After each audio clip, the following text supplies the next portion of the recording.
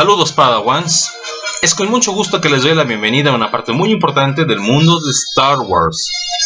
El mundo impreso en 4 colores, y a veces en uno solo. Otra galaxia, otra época. La antigua república era la república legendaria, más grandiosa que la distancia y el tiempo. Antaño, bajo el sabio gobierno del Senado y la protección de los caballeros de Jedi, la república prosperó y floreció. Pero como ocurre con frecuencia cuando la riqueza y el poder superan lo admirable y alcanzan lo imponente, aparecieron seres perversos llenos de codicia. Aquello ocurrió durante el apogeo de la república. Ayudado por individuos turbulentos y ansiosos de poder, y por los impresionantes órganos de comercio, el ambicioso senador Palpatine se hizo elegir presidente de la república. En cuanto tuvo asegurado el cargo, se declaró emperador. Después de acabar mediante la traición y el engaño con los caballeros de Jedi, paladines de la justicia en la galaxia, los gobernadores y los burócratas imperiales se dispusieron a establecer el reinado del terror en los desalentados mundos de la galaxia. Pero unos pocos sistemas se rebelaron ante estos nuevos ultrajes. Se declararon opuestos al nuevo orden y emprendieron la gran batalla para restaurar la antigua república. De la primera saga, Journal of the Whills. ¿Por qué existe el universo expandido? En 1977, el mundo no sabía de trilogías. La serie de películas que existía de manera más patente era El planeta de los simios, que tuvo su primera parte en 1968, basada en un libro francés de 1963, y que en 1973, 4 años atrás, tuvo su quinta y última parte. Cada vez eran más absurdas, y el maquillaje y efectos especiales eran cada vez peores. Por lo tanto, una película de ciencia ficción era vista como algo chafa, sin mucho sustento, donde se veían los cables de las navecitas. Y obviamente la fe en la nueva película extraña, donde un perro manejaba una nave espacial y sin usar pantalones, no era demasiada. Pensar en que Star Wars es una película tan rara donde un bote de basura se comunica con pitidos, tuviera múltiples secuelas, era algo impensable. Casi un pecado. Por lo tanto, George Lucas quería asegurarse de que Star Wars tuviera vida antes de que saliera la película, un tema que trataremos más adelante, y también que tuviera mucho después de que la película saliera de las salas de cine, para perderse en la oscuridad que acompañaba una película que sería vista en la televisión casi 3 años después, cuando ya nadie la podría encontrar en algún cine perdido de algún pueblito. ¿Cómo podría el tío George asegurarse de eso? Pues vendiendo mercancía. 20th Century Fox se rió del asunto cuando el creador exigió los derechos de la mercadotecnia que surgiera. Ya que la Fox iba a quedar con los derechos a perpetuidad de la película, George solo pidió eso. ¿De qué le serviría? ¿Para qué quiere los derechos de tazas, pósters y playeras? No se puede sacar más que tazas, pósters y playeras de una película. ¿O sí se puede? Ahora fue el turno de Lucas de sonreír. Lucas hace un trato con la única compañía juguetera que aceptó, Kenner, que a la larga sería absorbida de manera definitiva por Hasbro. Y también con Marvel, que fue la única compañía de cómics que aceptó. Y también con Del Rey, la única editorial que aceptó sacar libros de Star Wars. Como ven, sus opciones no eran muchas, pero sacó lo mejor que pudo de estos tratos. Con Kenner no pudo mucho. Diseñar y sacar personajes de plástico es muy lento, tanto que los juguetes de Star Wars no estuvieron listos en diciembre. Lo único que los niños recibieron en la Navidad de 1977, año que yo nací, fue una caja de cartón con la promesa de que habría muñecos en febrero. Para los cómics fue un poco menos difícil. El último libreto que escribió George Lucas, mismo que fue modificando en algunas cosas mientras grababa su película, lo mandó a Marvel Comics, donde el artista Al Williamson tuvo que imaginarse muchos personajes no descritos con amplitud en el guión, y situaciones que tampoco eran muy explícitas, por lo cual el cómic era muy diferente a la película.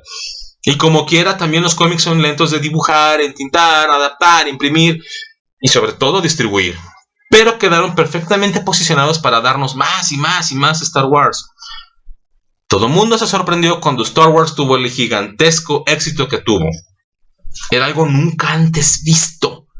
Y si bien no habría una nueva película a los 5 meses de que se lanzó la primera, sí habría nuevas historias. Los primeros 6 cómics adaptaron la película. Y en enero del siguiente año, con Star Wars número 7, Marvel nos dio más y más Star Wars. Pues era lo que todos queríamos. En sí, una sola película de Star Wars no iba a ser suficiente para los fans.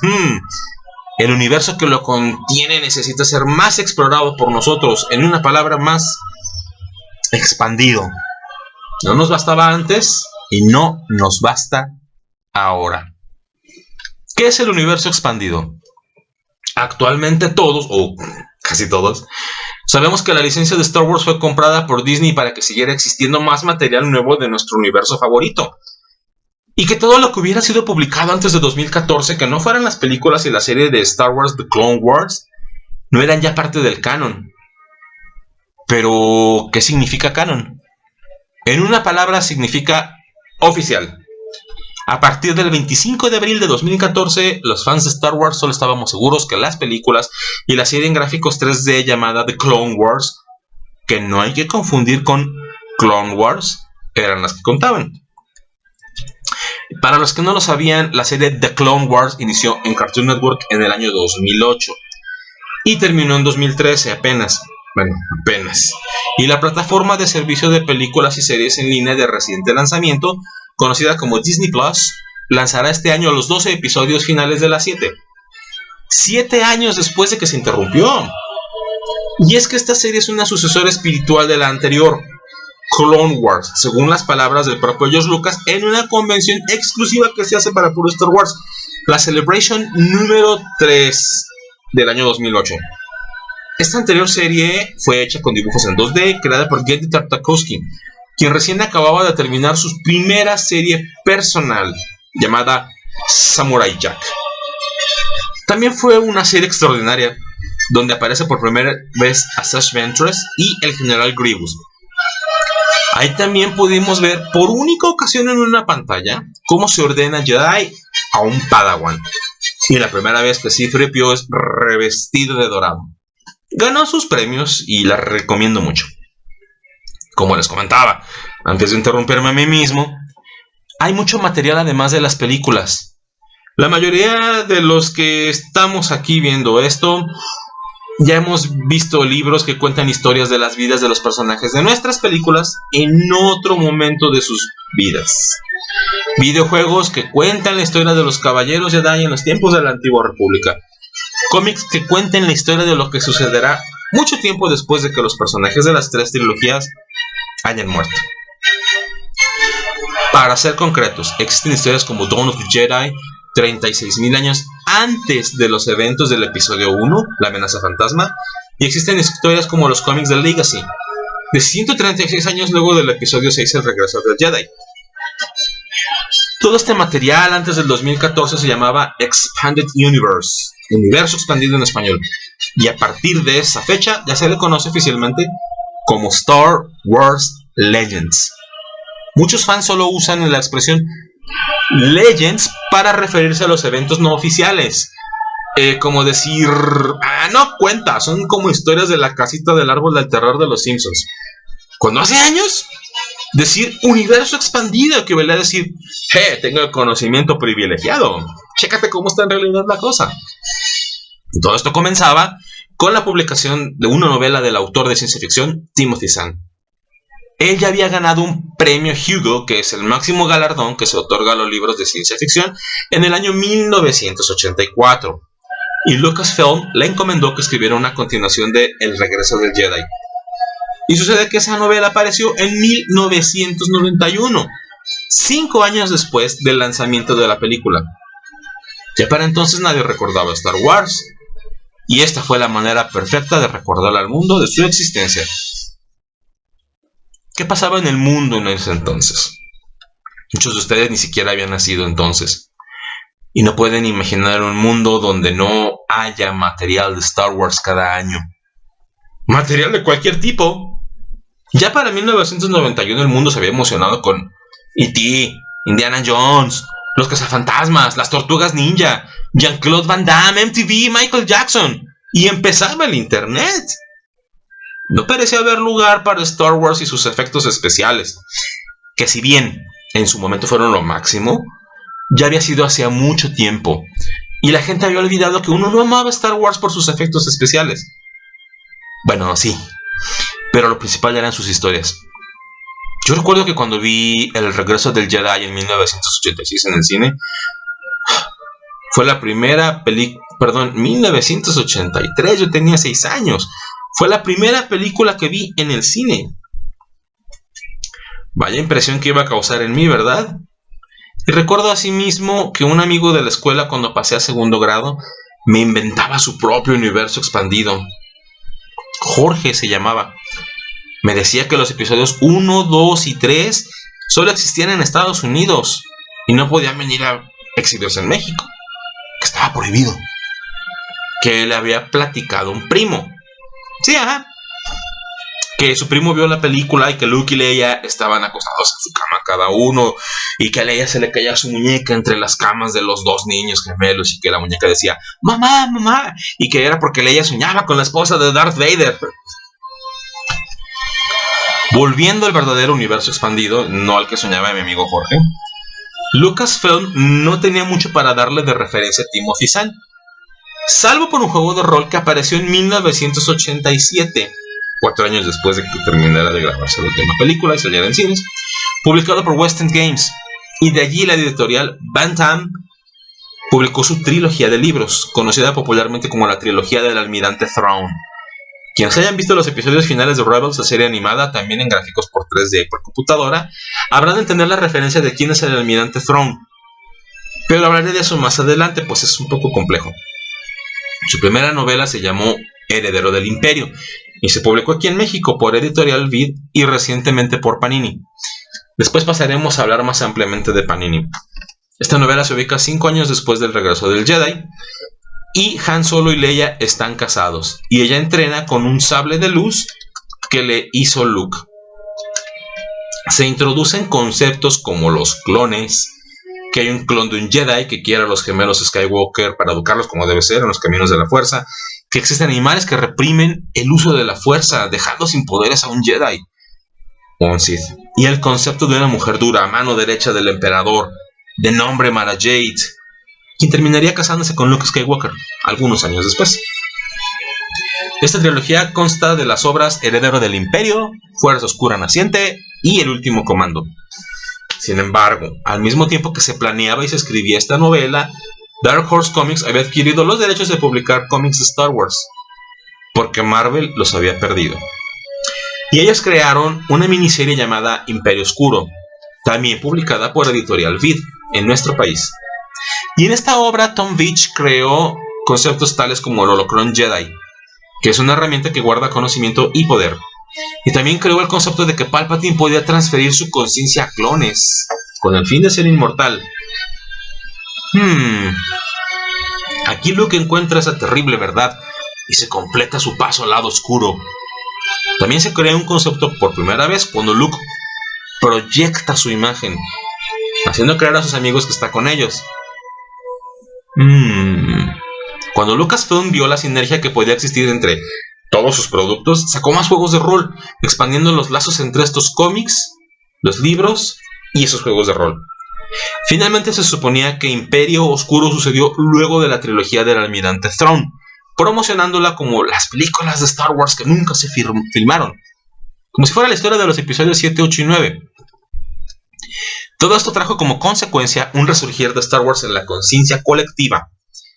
Lo que siguió fue una serie de novelas para jóvenes lectores, Jedi Prince, entre 1992 y 1993, junto con la novela La Tregua en Bakura, mientras también aparecían cómics en Dark Horse llamados Historias de los Jedi, de 4000 años antes de los filmes.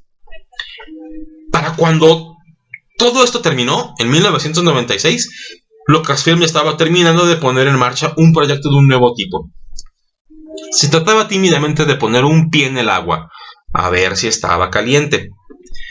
Se promocionó como una historia no contada entre el episodio 5 y 6, con nuevos cómics, una novela, un videojuego, unas tarjetas coleccionables, obviamente figuras de acción y un soundtrack.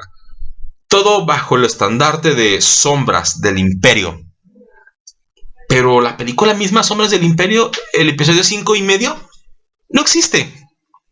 La idea era armar todo el aparato publicitario a su alrededor. Se promocionaba como una película sin película.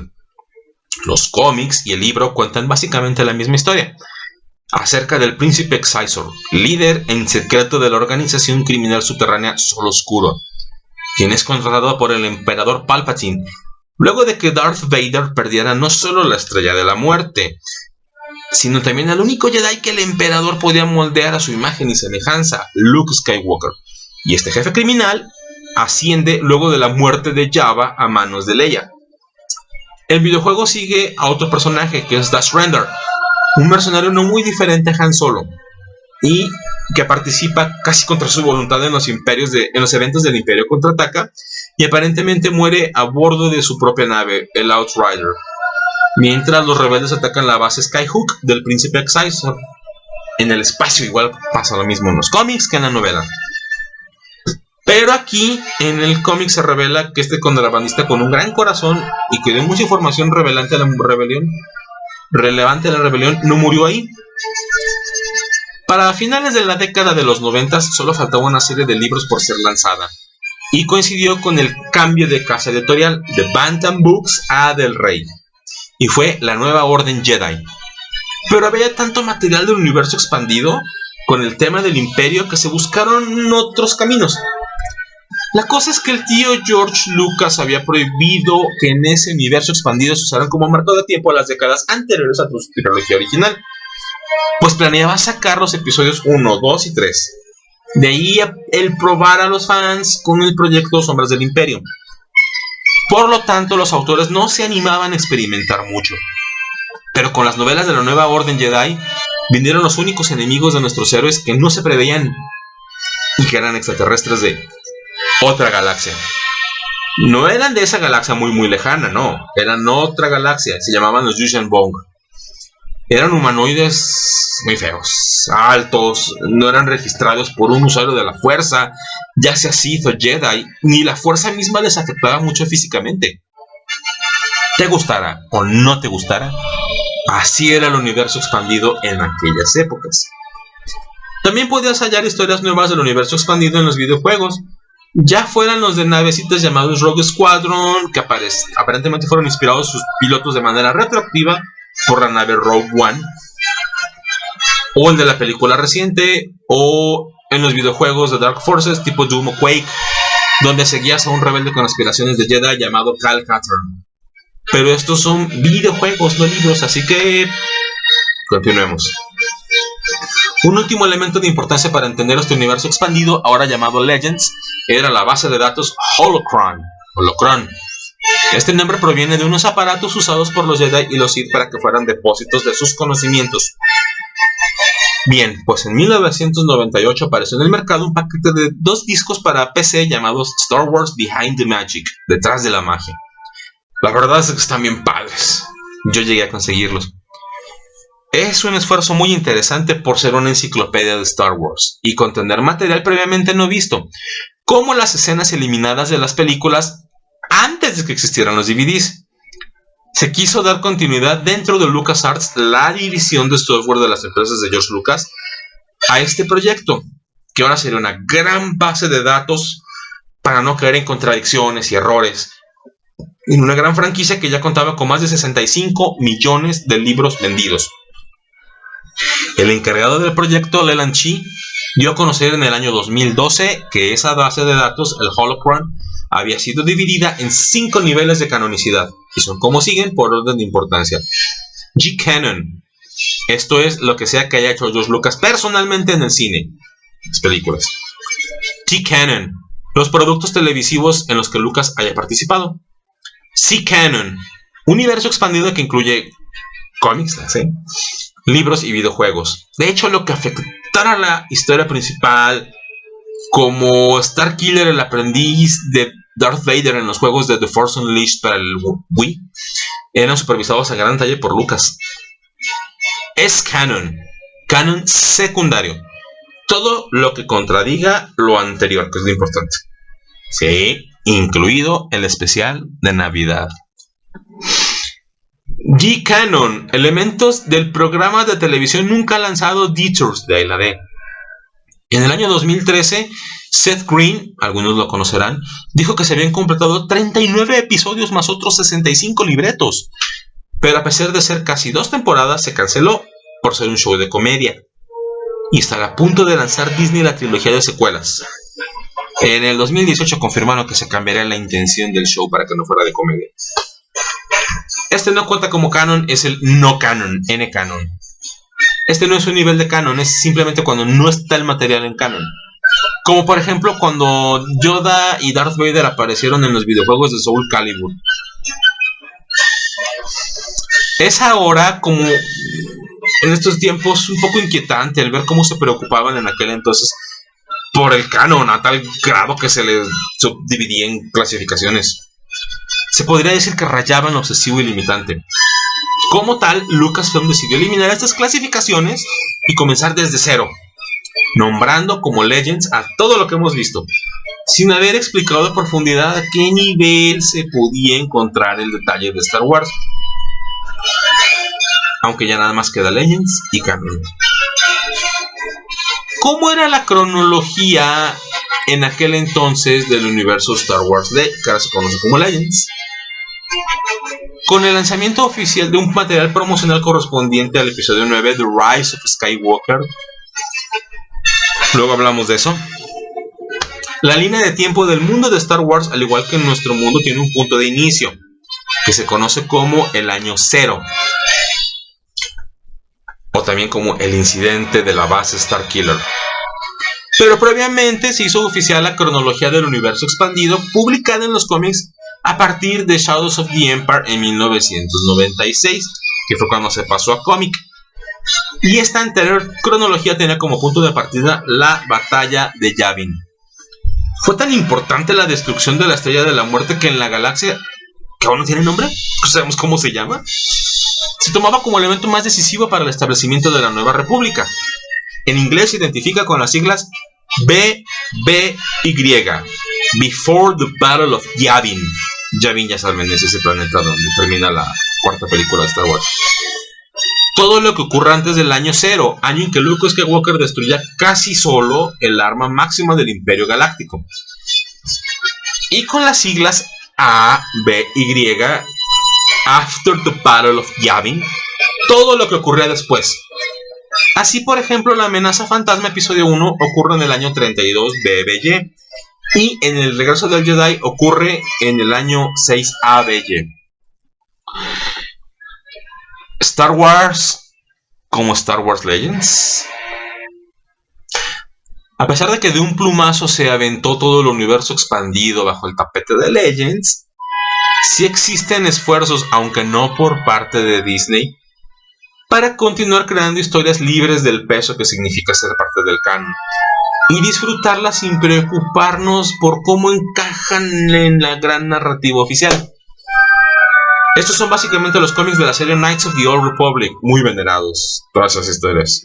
Y para ser más claro, les platico que la serie de videojuegos de los Caballeros de la Antigua República, en español pues, fueron iniciados en el año 2003 en Xbox, PC, y las versiones de Android y iOS salieron en el 2013 y el 2014.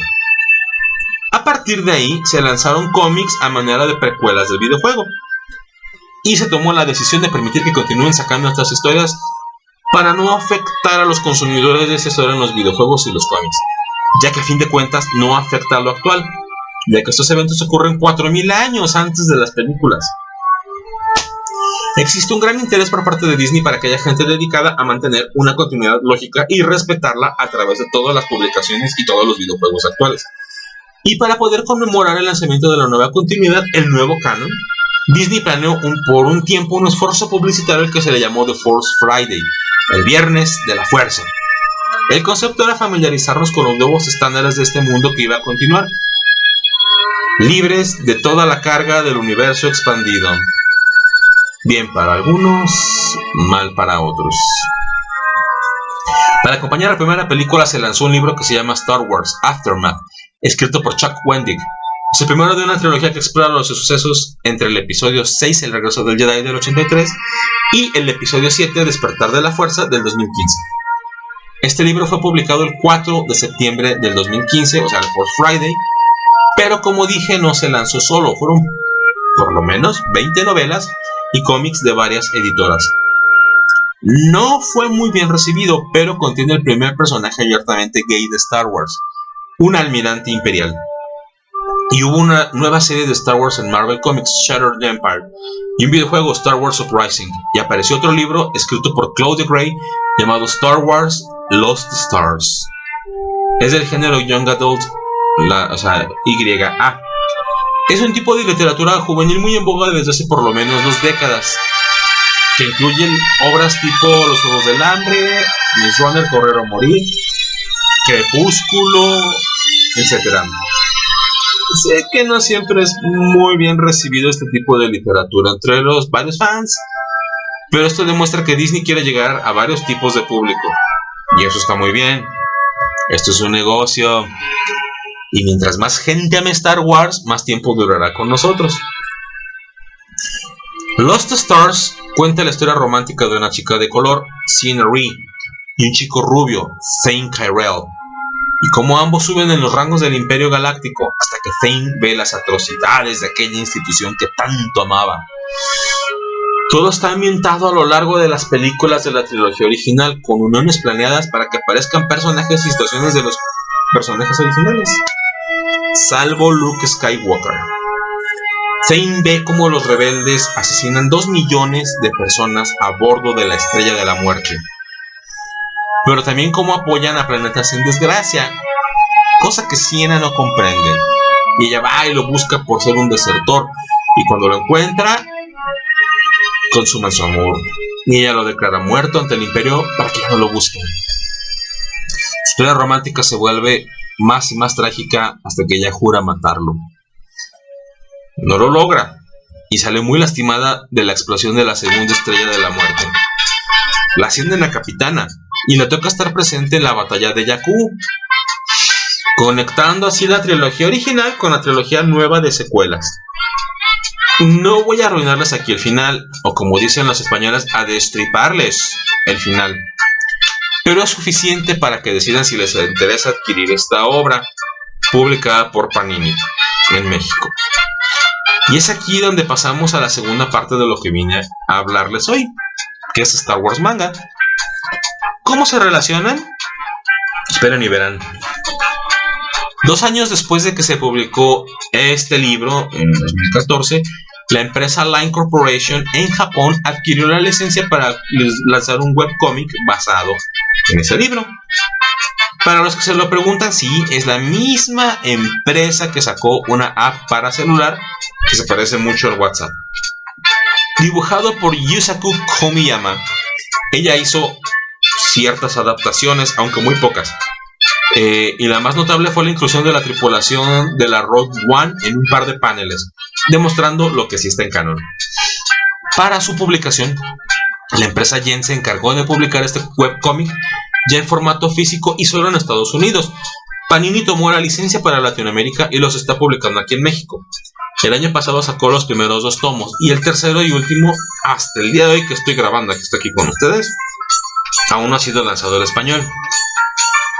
Y hablando de canon, es muy curioso que los mangas que existen de Star Wars estén todos fuera de canon, o sea que son Legends. Y digo esto porque los únicos otros mangas que existen son los que adaptan las películas, y los que no adaptan las películas son 2 mangas que nunca han sido publicados en Estados Unidos, irónicamente, y que tienen la etiqueta de Infinities en la más reciente colección francesa.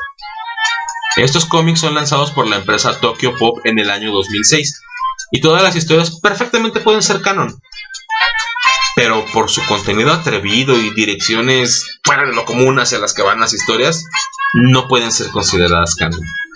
Son cuentos cortos de varios autores, para así darle un aire más japonés a la marca y que fuera atractivo a los ojos nipones. Estos mangas se llaman Star Wars Black y el otro Star Wars Silver. Como dato curioso, los mangas, estos etiquetados como Infinities, se llaman así porque ya existió antes una serie de cómics que se llamaba justamente Star Wars Infinities, donde en Estados Unidos Dark Horse Comics tomaba una película y le ponía un cierto giro donde ya cambiaba todo el sentido de la película, se hacía diferente y era un poquito similar a los cómics Elseworlds de DC Comics o a los What If de Marvel Comics, donde un detalle cambia todo. Están interesantes, si pueden conseguir los Infinities, leanlos. Otro material exclusivo de Japón son los cómics de Star Wars de Clone Wars, pero están conformados de puras imágenes de la serie de televisión hechas en gráficos en 3D por computadora. A pesar de eso, se les sigue considerando como manga. Les recordamos que manga son los cómics japoneses. Solo existen 2 volúmenes, lanzados por la empresa Takeshobo en el año 2009. Y es que la marca Star Wars Manga tiene precedencia. Existe cierta evidencia de que en Japón hubo adaptaciones en 1978 de la película original y aparece regularmente en revistas como TV Land y TV Kun, las cuales se recopilaron en volúmenes gruesos llamados Tankoban, se les llama. Pero en 1997 se volvió a realizar este mismo trabajo con las 3 primeras películas de Lucas y salieron editados en Japón por medio de la empresa MediaWorks. El primero fue dibujado por Hisao Tamaki y cuenta con un estilo muy limpio, muy anime. Al igual que el cómic hecho en 1977, que ya les comenté, por el dibujante Al Williamson, toman el libreto original de George Lucas más que el filme en sí, y podemos ver las escenas que el cineasta eliminó de la película. Eso es lo que causa que este manga y los que siguen sean considerados legends, o sea que no son parte del canon. A diferencia del cómic de Marvel de 1977 de Al Williamson, las escenas fluyen con su propia cadencia, enfatizando los sentimientos de los personajes, a veces incluso a niveles que ni siquiera se puede percibir en la película. La adaptación de Al Williamson, aunque es eficiente, no tuvo tanto espacio para respirar, dado que los cómics tradicionales solo tienen una duración de 28 páginas. Como nota al margen, en el mismo 1997 Dark Horse Comics, para conmemorar los 20 años de Star Wars, sacó al mercado una edición recopilatoria de sus viejos cómics de Marvel, donde eran 6 cómics que juntos formaban una sola película. Fue un lanzamiento para acompañar la edición especial de la trilogía original en cines y en VHS. Pero eran tantos los cambios que George Lucas hizo al episodio 4 en su edición especial y que sacó en el cine, y fue tan diferente lo que hizo Al Williamson en 1977, 20 años atrás, que lo volvieron a llamar para que volviera a dibujar todo, incluyendo las nuevas escenas y personajes de la edición especial de George Lucas. Al leer este tomo recopilatorio de Star Wars Episodio 4, Una Nueva Esperanza, se nota que Al Williamson hizo un trabajo más digerible que el que hizo 20 años atrás, pero sigue siendo más apegado el manga de Hisao Tamaki a la película. De hecho, ganó un premio Eisner, el máximo galardón otorgado por la industria del cómic americano por mejor edición de material extranjero en el año 1999. Estos volúmenes salieron en Estados Unidos el 15 de julio, el día de mi cumpleaños, del año 1998 por licencia de Dark Horse Comics, y contaron con portadas del dibujante tipo manga Adam Warren. A lo mejor lo ubican, él hizo portadas y cómics para DC, los más famosos son los de los Teen Titans. También ha trabajado para Marvel y sobre todo para Wildstorm. Actualmente continúa desde el 2007 con su propio cómic que se llama Empowered. Los mangas que salieron son Episodio 4, Una Nueva Esperanza de Hisao Tamaki en el 98, y los demás saldrán en 1999. Episodio 5, El Imperio Contraataca por Kudo Toshiki. Episodio 6, El Regreso del Jedi por Shinichi Hiromoto. Y finalmente Star Wars Episodio 1 por Kia Asamiya. Este último solo en 2 tomos, en lugar de 4, como lo han sido los anteriores. Todos han sido lanzados por Panini en español, en un formato ligeramente diferente y un poquito más grande que el original, y los pueden encontrar aquí en Guadalajara. Como ven, no es mucho el material manga que se ha lanzado. Al menos no se acerca ni de chiste a lo que se ha producido en Estados Unidos. Pero esto no es la primera vez que sucede. No obstante, independientemente de cuántos años puedan pasar antes o después de las películas, uno podría pensar que sacar estos relatos es algo como para ganar más dinero y solo sucedió cuando las películas dejaron de triunfar. Esto no es así. ¿Qué pensarían si yo les dijera que en realidad esto que acaba de pasar a partir del 2014 con Disney ya había sucedido antes? Que esta no es la primera vez que se borra un universo Star Wars de un plumazo. Que antes de que Disney eliminara de la continuidad las historias establecidas, ya George Lucas había borrado las historias de Star Wars que no le convenían. Hasta ahora yo les he hablado de un universo expandido, ese que se generó a partir de 1991 y que tiene una muy complicada continuidad. Pero antes de ese universo ya existía otro, uno que estaba conformado de varias partes y todas eran necesariamente válidas. Para saber qué partes componen este entramado, miré de adelante para atrás. En 1985 se lanzó el último material del universo expandido de esos años, y fue en dos formatos. El primero fueron dos caricaturas hechas por el estudio de animación canadiense llamado Nelvana y transmitidas originalmente por la cadena ABC en Estados Unidos. Una de ellas se llamaba Ewoks y narraba las aventuras del grupo central de estas pequeñas criaturas que eran Wicket, Tibo, Paplú, la Tara, la princesa Nisa, el jefe Chirpa y el hechicero Logray. Ellos combatían contra los Dulocs y de no ser porque existió esta caricatura, jamás sabríamos los nombres de los personajes, ya que la mayoría de los personajes principales sí aparecieron en la película El regreso del Jedi. La segunda caricatura se llama Droides, y nos relata las aventuras de los únicos personajes que aparecen en las 9 películas oficiales, R2-D2 y C-3PO. Aunque se especificaba que esta serie ocurría antes del episodio 4, solo fue algún tiempo después que se determinó que iba a tener lugar 4 años antes de la venganza de los Sith y 15 años antes de Una Nueva Esperanza. Solo un par de recompensas aparecen, Boba Fett y el droide IG-88. También se lanzaron 2 películas de los Ewoks en el cine. Bueno, al menos aquí en Guadalajara yo las vi en el cine, creo que fueron en Home Video en Estados Unidos. La Caravana del Valor en 1984, que muestra a un par de niños que se pierden en Endor. Ya saben, la luna boscosa, la luna santuario. Y el grupo de Ewoks tiene que llevarlos con sus padres, eventos que suceden antes de conocer a los rebeldes del episodio 6. En el año siguiente, y también escrito por George Lucas, entre otras personas, salió otra película, La Batalla por Endor. Y los ositos deben pelear contra los Anjasan por el control de la tercera luna de Endor. Recuerden que vamos hacia atrás. Antes de esto, las historias publicadas por Marvel Comics eran las únicas que contaban como universo expandido, no había más. Estas historias se dejaron de publicar en 1986, cuando a Marvel le dejó de interesar la franquicia que la había salvado. Estas historias, esta fecha, 3 años después de la que en su momento se consideró la última película de Star Wars, o eso decía George Lucas, hace coincidir casi todo el material de Star Wars como un canto de cisne. Un adiós que dejó a la franquicia seca por 5 años. Un periodo que invalidó estos cómics que salieron por primera vez en 1977, donde tuvimos personajes como Jackson, un conejo verde tamaño humano muy molesto, entre otros. Por ridículas que nos pudieran parecer estas historias o que nos cause risa leer estos cómics y darnos cuenta de que los escritores no podían tener mucha visión, dado que no existía casi nada de lo que conocemos ahora de este universo, debió tener sus fans, sus conocedores, sus detractores, la gente que le invirtió tiempo y dinero y que al terminar en 1986 siguió con su vida y se olvidó de esa galaxia en un tiempo muy lejos, muy remoto.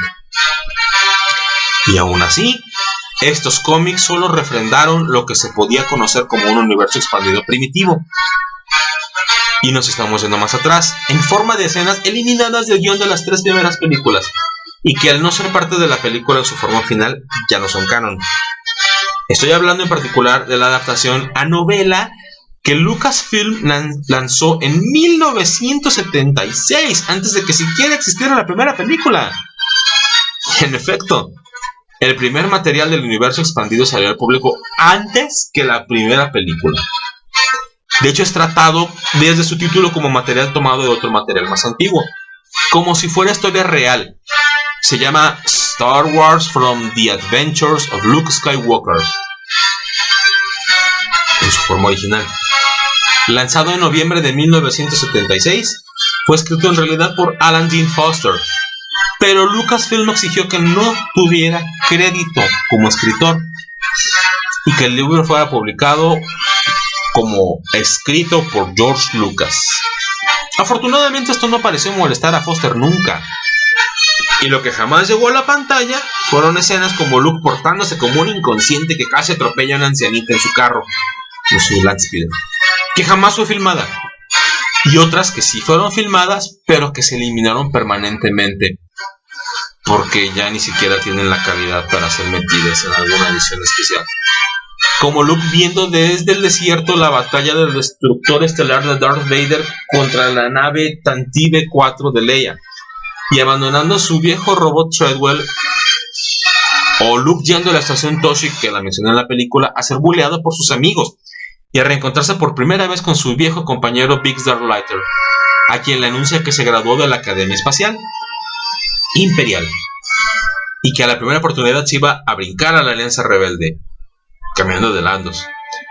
También hubo otras que sí reintegró Lucas a la película en el 1997 porque estaban mejor preservadas, con el lanzamiento de la edición especial de las películas en cines y VHS, como por ejemplo Han Solo negociando con Jabba luego de matar a Greedo, porque sí disparó primero, o Luke reencontrándose con su viejo amigo Biggs Darklighter en Yavin 4, junto a todo el montón de X-Wings, aunque nunca entendimos por qué tanto fiesta y por qué tanto gusto, si hasta la fecha no hemos visto oficialmente su primer encuentro, pero por lo mal que está esa grabación probablemente nunca la veamos.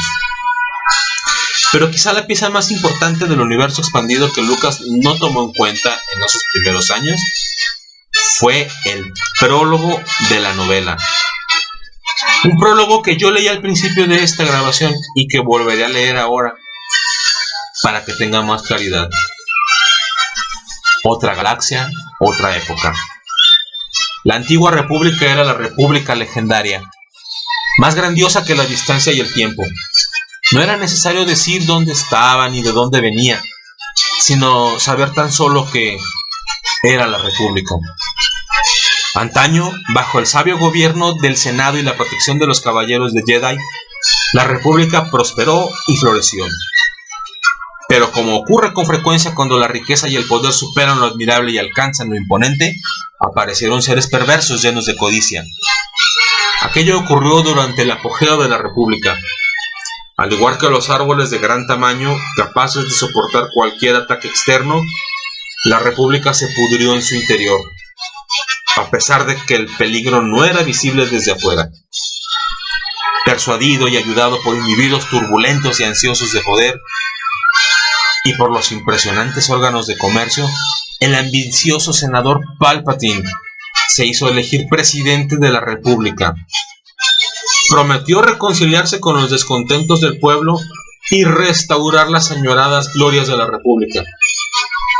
En cuanto tuvo asegurado el cargo, se declaró emperador y se apartó de la plebe. Poco tiempo después, los mismos colaboradores y aduladores a los que había investido de los títulos más eminentes le tenían bajo su control. Las peticiones de justicia que lanzaba el pueblo no llegaban a sus oídos. Después de acabar mediante la traición y el engaño con los caballeros de Jedi, paladines de la justicia en la galaxia, los gobernadores y los burócratas imperiales se dispusieron a establecer el reinado del terror en los desalentados mundos de la galaxia. En beneficio de sus ambiciones personales, muchos utilizaron las fuerzas imperiales y el prestigio del emperador, que cada vez estaba más aislado. Pero unos pocos sistemas se rebelaron ante estos nuevos ultrajes. Se declararon opuestos al nuevo orden y emprendieron la gran batalla para restaurar la antigua república. Desde un principio, los sistemas esclavizados por el emperador los superaron ampliamente en número. En aquellos primeros y oscuros días, parecía indudable que la brillante llama de la resistencia se extinguiría antes de arrojar la luz de la nueva verdad en una galaxia de pueblos oprimidos y vencidos. De la primera saga, Journal of the Wheels. Estaban equivocados, en el lugar equivocado, en el momento equivocado. Naturalmente, se convirtieron en héroes. Leia Organa de Alderaan, senadora. Parece ser que para crear el ecosistema de Star Wars, Alan Dean Foster se tuvo que basar en otros guiones antiguos de Lucas, ya que hubo otros 3, este era el cuarto, y tuvo que poner mucho de su cosecha. Y es también este guion el que aparece en los primeros cómics de Marvel. Pero este párrafo que acabo de leer, ya sabiendo todo lo que sabemos, se siente más en contexto, con más sentido. Lo vemos de una manera diferente. Sabemos que es la semilla de los episodios 1, 2 y 3, pero imagino que en aquellos años se sentía magnánimo, como parte de algo que nos negaron conocer. Y sin embargo, aún hoy esas últimas palabras de la princesa Leia nos llenan de misticismo, de ganas de querer saber dónde y quién le narró esto a la princesa, y a quién le narró esto a la princesa de esta manera. De que aún no descubrimos todo lo que hay que saber de este mundo. Queremos saber qué era el diario de las Wheels y por qué es la primera saga. La primera de... no sabemos ni cuántas. Quizá la saga de los Skywalkers es la primera notable de este mundo. Quizá hubo familias más poderosas y más legendarias en los siglos y milenios por venir, hasta que la galaxia, que sigue estando muy muy lejano, no tenga eventos de hace mucho tiempo, sino actuales.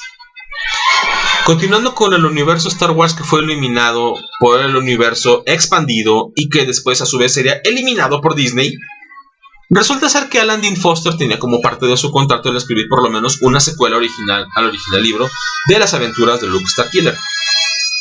Esta era una salvaguarda de Lucas, porque quería que alguien más escribiera un libro para hacer una película de bajo presupuesto que se iba a llamar Star Wars 2. En caso de que Star Wars 1 no recuperara sus ganancias, porque no se conocían los episodios o algo así. Por lo tanto, al revisar el boceto del manuscrito, George Lucas se aseguró de 3 cosas. Primero, de que no se elevaran los costos al filmar ese libro, por lo cual se estableció en un planeta pantanoso y fácil de grabar. Y también eliminó una batalla espacial por costos. Segundo, que no aparecieran Han Solo ni Chewbacca, puesto que sus dos intérpretes, Harrison Ford y Peter Mayhew, no habían firmado contrato para una segunda película. Y tercero, que se volviera a aprovechar la utilería de la primera película, X-Wings y todo. El nombre de esta novela fue Splinter of the Mind's Eye, o La astilla del ojo de la mente, y se publicó en 1978.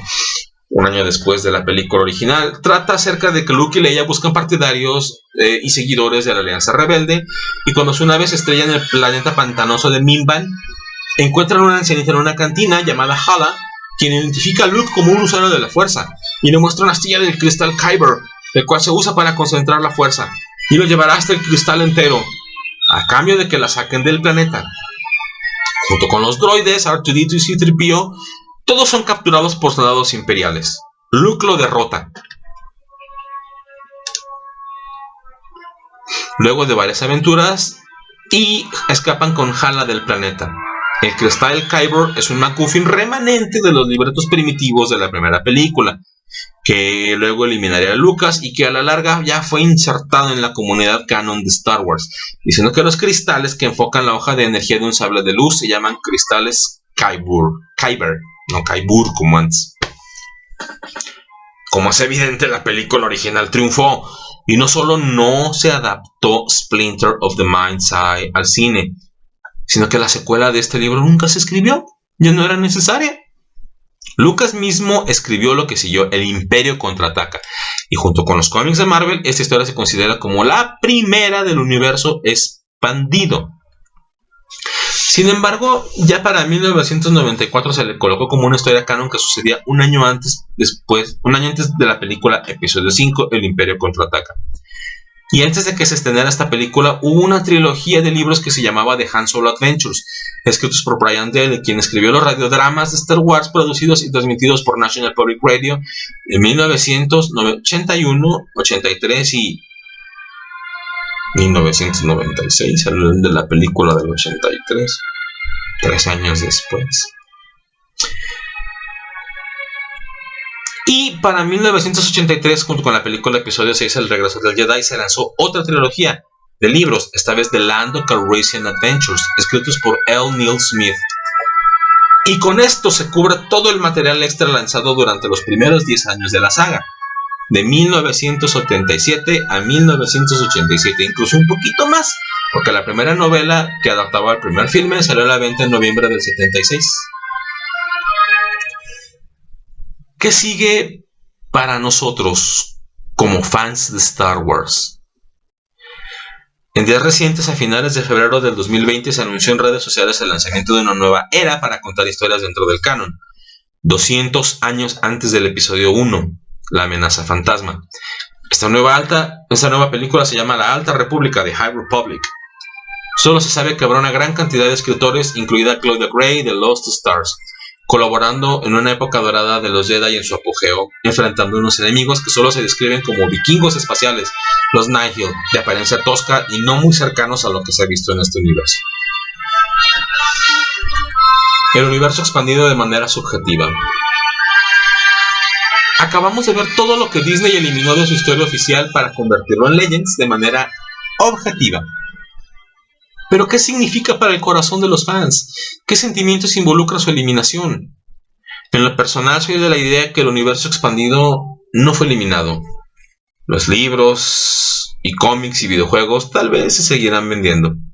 Aunque entiendo perfectamente que eso no sirve para que algunos aficionados dejen de sentir que se les hizo a un lado. ¿Y por qué exactamente sintieron que se les trató mal? La respuesta a esto es generacional. Cuando uno crece con la trilogía original, tiendes a ver estas como las únicas fuentes de tu ingesta de Star Wars diaria necesaria.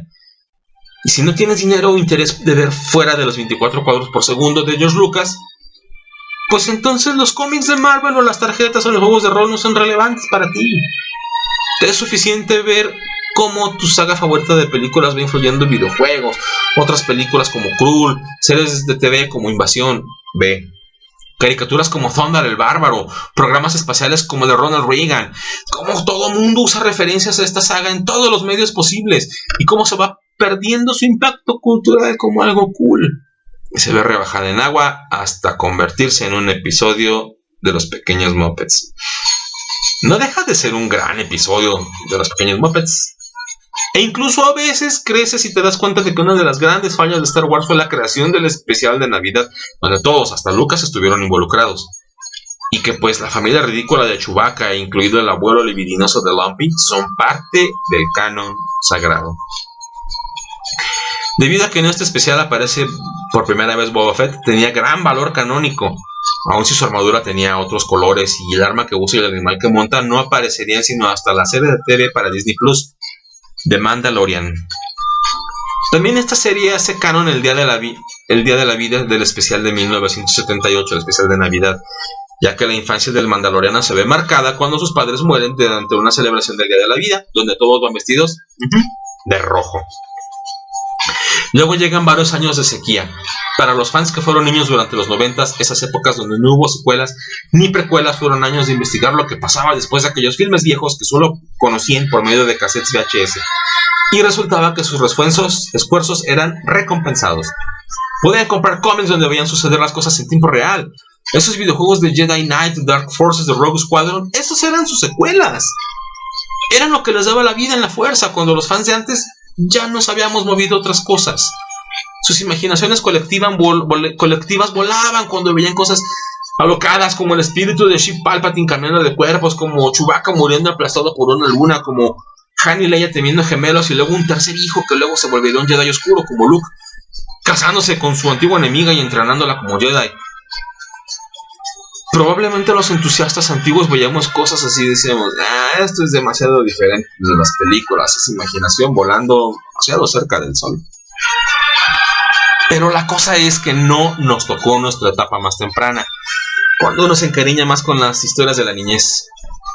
Entonces, de 1986 a 1999 fueron 14 años de universo expandido que forjaron miles de seguidores de esta galaxia, que se vieron afectados grandemente con el lanzamiento del episodio 1, escrito por George Lucas sin tomar en cuenta nada acerca de estos 14 años. De repente, o eso creíamos, llegan explicaciones no pedidas acerca de la fuerza, y los minicoreanos se vuelven una parte forzosa del canon que jamás había tomado en cuenta porque no existían.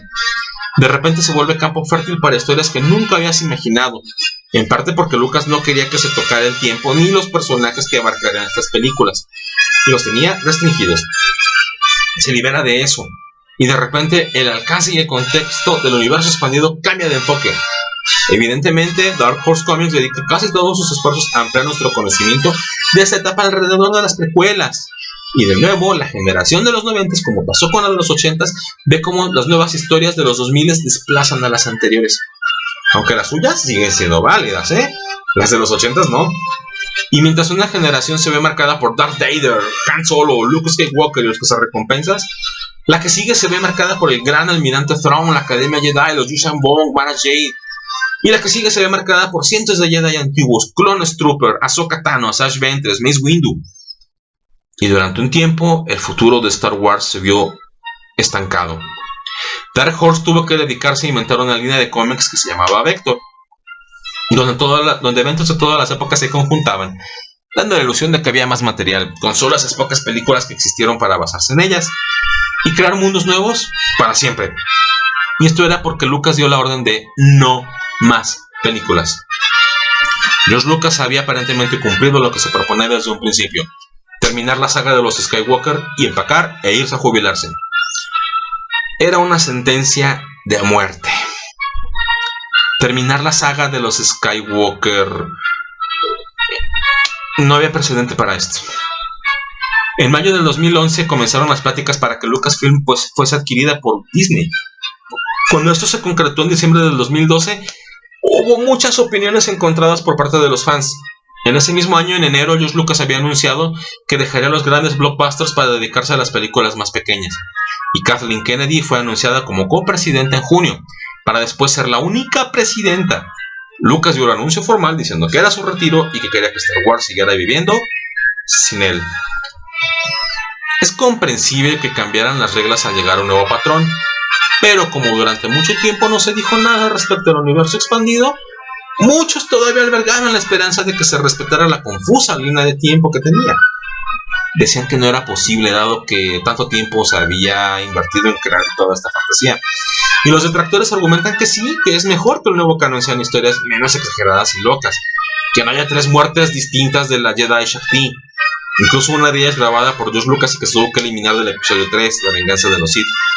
Que ya no existe un universo donde Starkiller, el aprendiz de Vader, derriba un Star Destroyer usando la fuerza, o donde Luke Skywalker usa la fuerza para cerrar un hoyo negro en el espacio. Y también están los que siguen siendo apologistas del universo expandido, argumentando que estas historias con sus defectos y extrapolaciones siguen siendo divertidas, y debemos apoyar con nuestro dinero este universo, para que Disney entienda todo lo que verdaderamente nos interesa. Hay una cierta inquietud en el aire. Toda la seguridad que Disney tenía en la marca se ha ido quebrantando lentamente. Todo lo bien que Marvel Studios lo han hecho no lo ha podido replicar Lucasfilm. Sus películas han llevado al destino de su canon de sus libros y cómics modernos, pero al elegir un camino distinto para el episodio 8 de Canon el 7 y luego otro distinto para el episodio 9, y que la película de Han Solo haya salido tan mal, tanto crítica como comercialmente indica que no hay un camino claro a elegir. Que si Kathleen Kennedy hubiera sido como Kevin Feige en Marvel, tal vez no estaríamos ahora mismo en un futuro incierto, donde anuncian a los showrunners de Game of Thrones como futuros directores de la nueva trilogía de Star Wars, y luego que siempre no, que se van a Netflix para otro proyecto. ¿Qué significa esto para el nuevo canon? Probablemente no lo sabemos, pero Star Wars Rebels ya terminó, y era el primer proyecto animado del nuevo canon. Clone Wars tendrá una temporada final en Disney Plus. The Mandalorian tiene casi asegurado una segunda temporada en Disney Plus, y probablemente la nueva trilogía de Rian Johnson, director de The Last Jedi, llegue a concretarse. o no. Y solo tenemos una cosa por seguro, que Star Wars ha pasado por mucho y que siempre se ha levantado, que no es la primera vez que habrá cambios fuertes en su estructura, que ahora tiene millones de fans de muchos aspectos distintos. Puede que te guste coleccionar figuras, estatuas, mangas, cómics, lo que sea, no importa. Y existe otra cosa que tenemos por segura, que muchos fans aún tenemos mucho que decir de Star Wars, y tal vez un día podamos contar nuestras propias historias. Los invito a que escriban mucho, a que sueñen y logren publicar sus trabajos que no tengan que ver con Star Wars. Y una vez que se hagan de fama, traten de conseguir su trabajo soñado, participar en la construcción de esta saga. Estoy seguro que algunos de nosotros lo lograremos. Gracias.